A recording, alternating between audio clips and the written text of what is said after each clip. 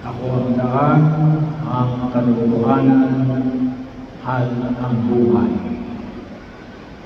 Sabi ng Panginoon, walang makapunta sa Ama, kundi sa pamamagitan niya. Bahagi ho na tayo pinaalalahanan ng Panginoon Kapal sa araw na ito na inihatid natin sa uli ng tungan si Priscilla na nagpapahayag na harapin natin ang katotohanan ng kamatayan. Sabi ng natin ay walang aalis ng daigdig na ito nang hindi daranas ng kamatayan. Bahagi mo yun kung saan ay kinakailangan natin tanggapin, masakit man sa ating kalooban. Pero naman, nakita natin ay isang pagpapasalamat sapagkat si Priscilla ay mahaba-haba yung buhay na ipinagkaloob sa kanya ng buong Kapal. 89. Biro mo yun. Binigyan ng mahabang buhay. Tayo ba yan makakaabot ng ito? Hindi natin alam. Sapagkat ang tanging nakakaalam lang ng mayang Diyos. Ano yung pwede natin gawin? Magpasalamat tayo sa bawat biyaya ng buhay na ipinagkaloob ng Diyos sa bawat isa sa atin. Kaya tamang-tama yung Ebanghelyo ngayon. Alam siya rito, huwag kayong mabalisa. Alam nyo, kaya tayo nababalisa. Tayo ay tamad magpasalamat. Kaya tayo nababalisa sapagkat marami tayong iniisip. Ang isa na dapat natin isipin niya yung mga bagay na dapat natin ipagpasalamat sa harapan ng may Kapal. Lalo-lalo na ang biyaya ng buhay. Nagpasalamat tayo. Bagaman hindi pa tayo umaabot ng 89 at maaaring hindi rin tayo aabot ng 89. Swerte natin kung lalagpas tayo ng 89. Pero dapat ang bawat buhay natin, pagkagising natin sa umaga, ay isang pagpapasalamat sapagkat patuloy na ipinagkakaloob ng Diyos sa atin. Ang biyaya ng buhay na magtutusin ay higit nating papakinabangan ang ibang pang mga biyaya na patuloy niyang ipinagkakaloob sa atin. Marami tayong ipagpapasalamat, hindi lamang yung buhay, yung presensya ng bawat isa, na na-appreciate nyo rin yung panahon na inilagi may presensya sa inyong tabi. Tayo minsan, kapag may namatay, punong-puno tayo ng panghihinayang. Ay, wala na si Lola, wala na si Nanay, wala na yung kapatid mo. Bahagi yung isa na nararanasan natin, pero puno tayo ng panghinayang, pero nung siya'y nabubuhay, hindi man lang tayo magpasalamat sa Diyos. O di kaya, pasalamatan natin yung mga tao naging kabahagi ng ating buhay. Baka hindi man lang natin nabanggit sa Kanya ang ating mga pasasalamat na ipinagkakaloob sa amin sa daigdig na ito.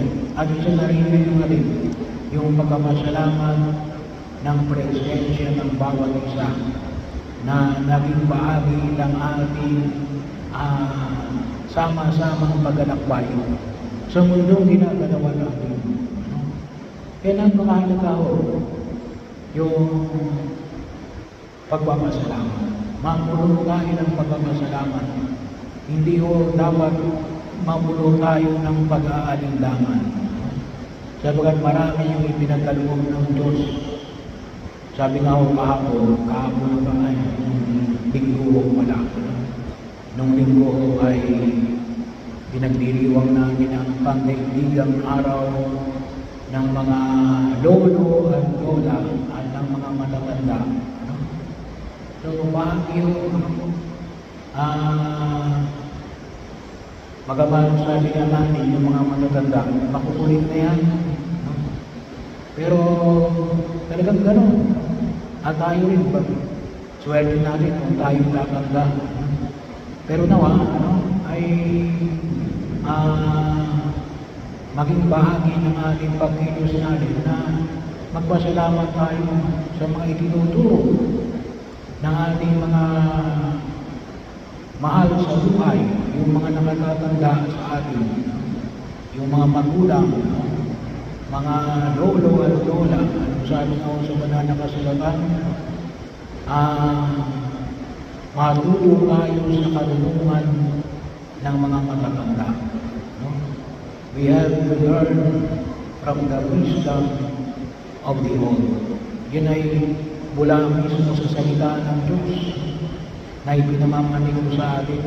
Nawa ang mga paalala ni Priscilla o Priscilla ay maging gabay ninyo, lalong-lalo na kayo, mga anak, mga apo, sa inyong pang-araw-araw na buhay, maging pagkakataon. Alam nyo, sample na lang mo, halimbawa, na nakita namin, nung nabubuhay pa yung nanay ko, palagi sinasabi, anak, huwag kang magpapatuyo ng pawis. Simple lang mo yun, pero bahagi mo yun. Ay, nga naman, kapag nagpatuyo ka ng pawis, magkakasakit ka. Pneumonia, sipon, bahagi ho. At yun ay maging gabay natin. So, yung mga balingin na mga bagay na paalala ng mga matatanda ay huwag natin kalimutan na maging gabay natin kahit na sila ay wala. Sapagkat yun ay tulong para sa atin at maging bahagi yun na maalala natin sila na sa ganong maliliit na bagay yung kanilang pagkalinga at pangangalaga sa atin na tayo ay gabayan at tulungan sa mundong ginagalawan na ito. At higit sa lahat, tayo magpasalamat. Magpasalamat tayo sa Diyos sa biyaya ng buhay na walang hanggan na patuloy niyang ipinagkakaloob sa atin. So, alam natin sa biyaya ng sakramento ng binyag, tinanggap namin ang biyaya ng pagliligtas ng Diyos. Sana po, pinagsusumikapan namin na ito ay higit natin magamit at mapaalagaan. Magpaalala sa atin na na tayo ay mga anak ng Diyos. Tayo lahi ng mga iniligtas ng ating Panginoong Jesucristo.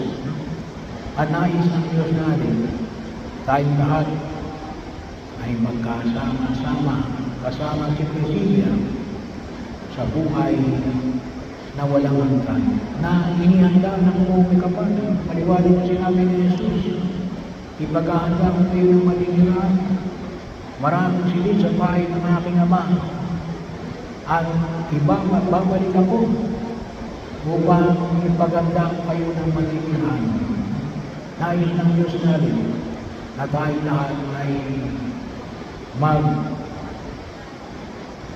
magkaroon ng pagkakataon na nawa magtagpo-tagpo sa piling ng ating Amang nasa langit.